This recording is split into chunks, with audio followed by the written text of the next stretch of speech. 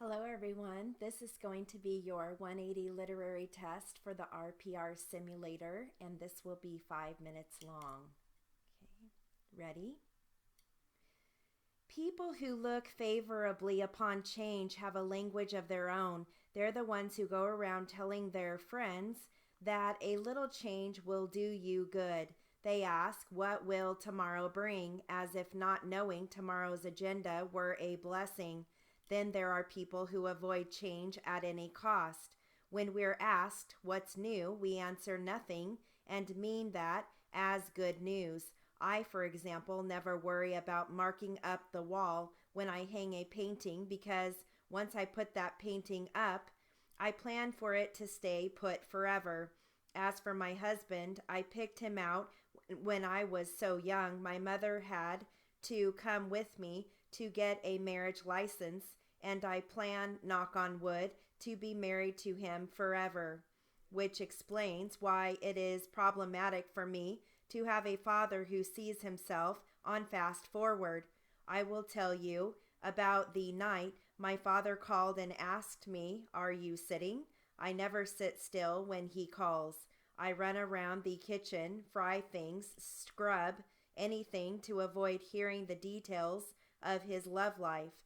I've stopped dating the tax lady. I'm dating my nurse. My nurse quit. Do you think that means she likes me or doesn't like me? Isn't it a daughter's prerogative to think of her father as stable, the North Star, a permanent point of reference? I don't want to hear about his love life at all. Let him tell me about the things most daughters hear from their fathers. High blood pressure would be fine. I want him to be a solid, static, and sexless old father who will either accept his bachelorhood or find some reliable, dowdy person and settle down. "Sit down now," he said. I sat. "I'm getting married," he said. I've heard this before.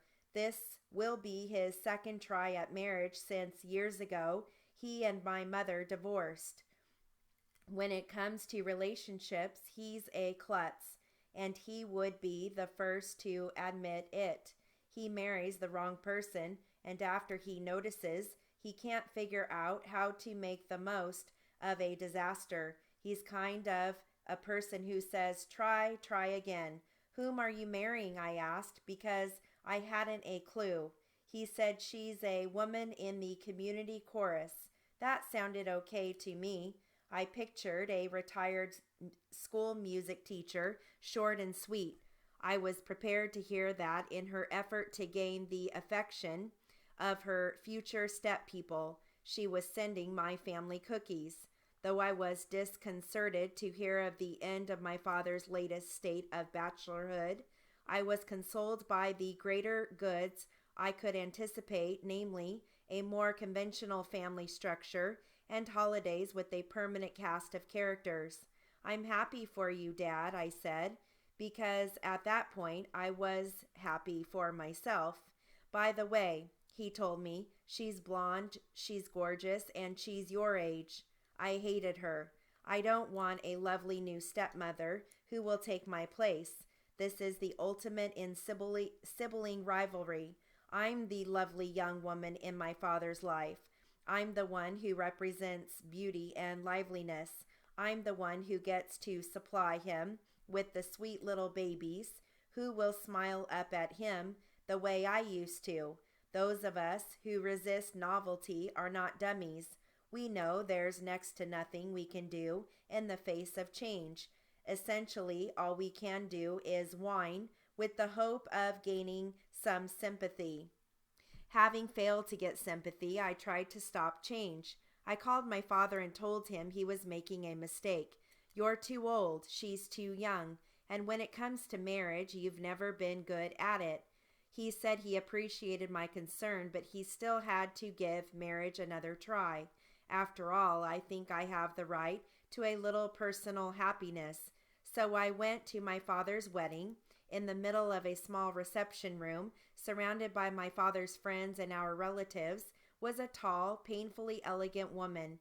Next to her, I knew I would feel like Mother Goose. She greeted me and my daughters immediately, telling me how happy she was that I could share this moment and telling my girls how happy she was to become their new grandmother. My big girl whispered to me, "This is weird." The girls were introduced to their future grandmother's son from her first marriage. Got that? I told the girls, "He's your uncle. He's my stepbrother. And he's 5 years old. Weird, weird." My kids went out on the patio to play with their little uncle, leaving me with my future stepmother. Every day, she said, "I learned something more wonderful about your father. He's remarkable." "He sure is," I said, looking through the crowd to find this remarkable man. Okay, so this test does not have any proper names. So that concludes your 180 literary for the RPR simulator. Good luck.